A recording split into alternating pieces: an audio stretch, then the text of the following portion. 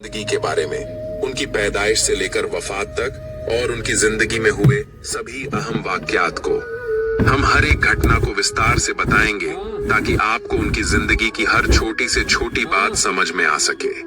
अगर आप हजरत साबिर पाक से सच्ची मोहब्बत करते हैं तो इस वीडियो को आखिरी तक जरूर देखिएगा। तो चलिए अब वीडियो की शुरुआत करते हैं। हजरत अलाउद्दीन अली अहमद साबिर कलियरी, जिन्हें साबिर पाक या साबिर पिया के नाम से भी जाना जाता है, आप 13वीं सदी के एक अजीम और मशहूर सूफी बुजुर्ग थे जिनका ताल्लुक चिश्ती सिलसिले से जुड़ा है। उनकी करामात और उनके हयात के वाकयात आज भी लोगों को हैरत में डालते हैं और उनके दिलों में गहरा असर छोड़ते हैं। हजरत अलाउद्दीन अली अहमद साबिर का विलादत ए बासादत 19 रबीउल अव्वल 569 हिजरी मुताबिक 1196 ईस्वी में हेरात अफगानिस्तान के एक मुकद्दस खानदान में हुआ था।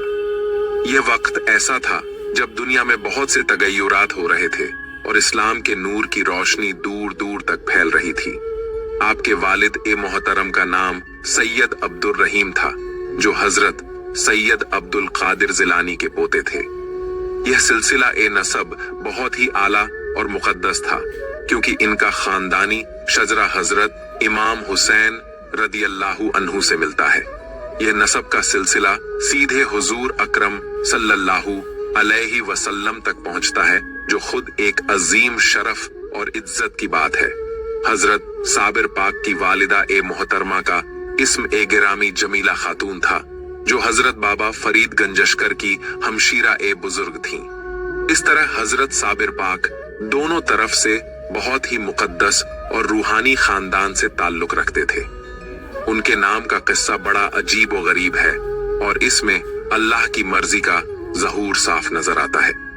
मरवी है कि उनकी वालिदा ए मोहतरमा ने एक शब अपने आलम ख्वाब में मुलाहजा फरमाया कि खुद हुजूर नबी करीम सल्लल्लाहु अलैहि वसल्लम तशरीफ लाए हैं और फरमा रहे हैं कि अपने फर्जंद का नाम अहमद रखें।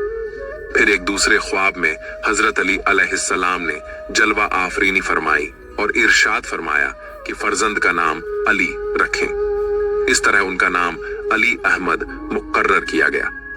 अलाउद्दीन का लक़ब उनके वालिद ए मोहतरम ने अता फरमाया था, जो किसी बुजुर्ग के इल्हाम पर मबनी था।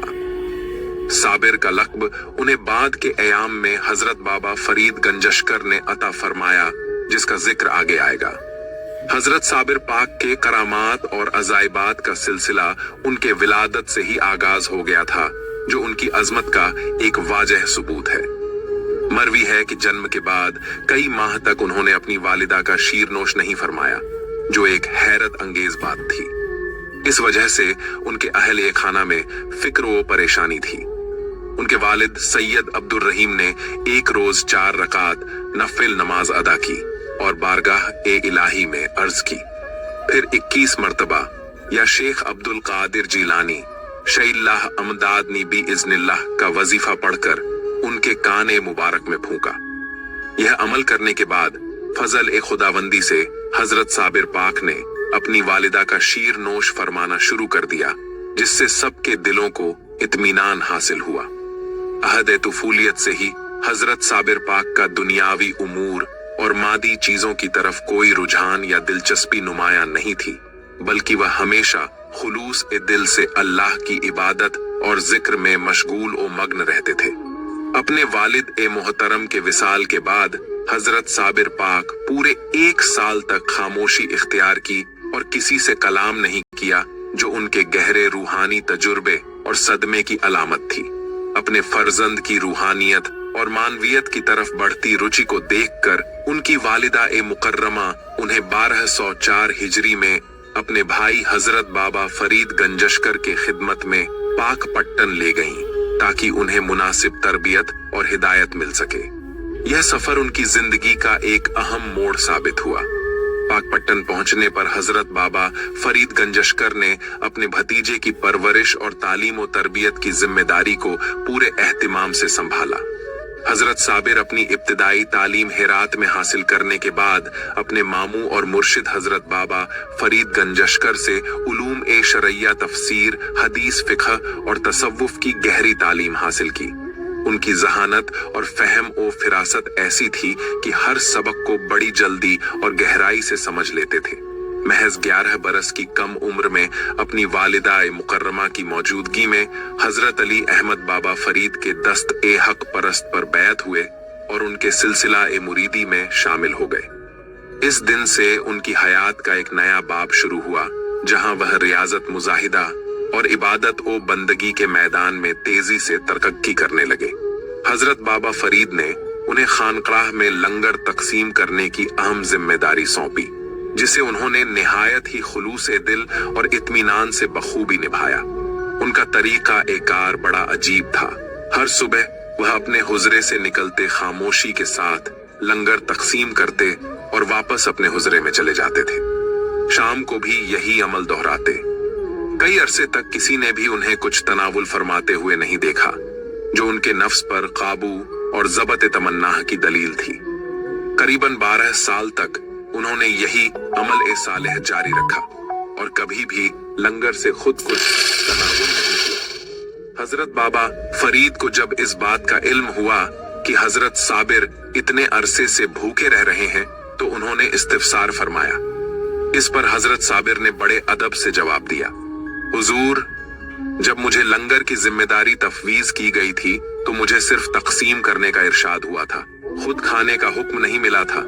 मैं जंगल में जाकर जो पौधे और जड़ी बूटियां मिल जाती उन्हें तनावुल कर लेता था। इस सब्र ओ तहम्मुल और अदब ओ एहतराम को देखकर हजरत लबाबा फरीद को बेहद ताज्जुब हुआ और उन्होंने अपने भतीजे को साबिर का लक़ब अता फरमाया। लक़ब ए साबिर मिलने का वाक़या बड़ा दिलचस्प और इबरत आमोज है, जो उनके सब्र ओ इस्तिक़ामत और ज़बत ए नफ्स की अजीम मिसाल पेश करता है। कई सालों बाद जब हजरत साबिर पाक की वालिदा ए मुकर्रमा उन्हें देखने के लिए पाक पट्टन तशरीफ लाईं, तो अपने फर्जंद को देखकर उन्हें बड़ी परेशानी हुई। वह उसे बहुत लागर व कमजोर और जिस्मानी तौर पर ज़ईफ पाकर मुज़तरब हो गईं। अपने फर्जंद की इस हालत को देखकर वह अपने भाई हजरत बाबा फरीद पर नाराज हुईं और उनसे इसके असबाब का जवाब तलब किया। हजरत बाबा फरीद ने बताया कि उन्हें लंगर की जिम्मेदारी दी गई थी, इसलिए खाने पीने का कोई किल्लत या मसला नहीं होना चाहिए था। जब हजरत अली अहमद से इस्तिफसार किया गया तो उन्होंने बड़ी आजिज़ी और अदब से जवाब अर्ज किया, मुझे लंगर की जिम्मेदारी तो अता की गई थी, लेकिन यह कभी नहीं कहा गया था कि मैं उससे अपना हिस्सा भी ले सकता हूं। मुझे तो सिर्फ तकसीम का हुक्म मिला था। जब मजीद पूछा गया कि फिर आप किस तरह जिंदा रहे, तो उन्होंने बताया कि वह अपने फुर्सत के लम्हात में जंगल जाया करते थे और वहां से जो भी गड़िजा, जड़ी बूटियां या फल फूल मिल जाते थे वही खा लेते थे। इस अजीम सब्र और तहम्मुल और इताते कामिला को देखकर हजरत बाबा फरीद को बेइंतहा मसर्रत हुई और उनके दिल में अपने भतीजे के लिए एहतराम और मोहब्बत का जज्बा और बढ़ गया। इसी मौके पर उन्होंने हजरत अली अहमद को साबिर का लक़ब अता फरमाया, जो आज तक उनकी शख्सियत का एक अहम और लाजमी जुज माना जाता है। कई सालों तक हजरत साबिर पाक अपने मुर्शिद की सोहबत में रहे और इल्म और मारिफत के शहद से अपने रूह को सैराब करते रहे। हर दिन उनकी रूहानी और मानवी बुलंदियां बढ़ती गईं और उनकी शख्सियत पर अल्लाह के नूर का जलवा जाहिर होता गया। एक रोज एक खादिम ने हजरत साबिर को अपने हुजरे में बुका और झारी करते हुए देखा। जब उस शख्स ने परेशानी से वजह पूछी तो साबिर पाक ने हैरत अंगेज जवाब अता फरमाया, अल्हम्दुलिल्लाह, आज अल्लाह रब्बुल इज्जत ने मेरे दुनियावी अलाइक और बंधनों को काट दिया है और मुझे ये बताया है कि अब से सिर्फ पाको साफ और पाकीज़ा दिल वाले लोग ही मुझसे मुलाकात कर सकेंगे। इस रोज के बाद कोई भी गैर खास हजरत साबिर की खिदमत में जाने की जुर्रत या हिम्मत नहीं करता था, क्योंकि उनके कमरे से एक ऐसा रूहानी प्रभाव और नूर फैलता था जिसे हर शख्स महसूस करता था। एक मुबारक दिन हजरत बाबा फरीद ने अपने प्यारे भतीजे और मुरीद हजरत साबिर को अपने हुजूर बुलाया। उनके सर ए अनवर पर अपने दस्त ए मुबारक से दस्तार ए खिलाफत बांधी और फरमाया, ऐसा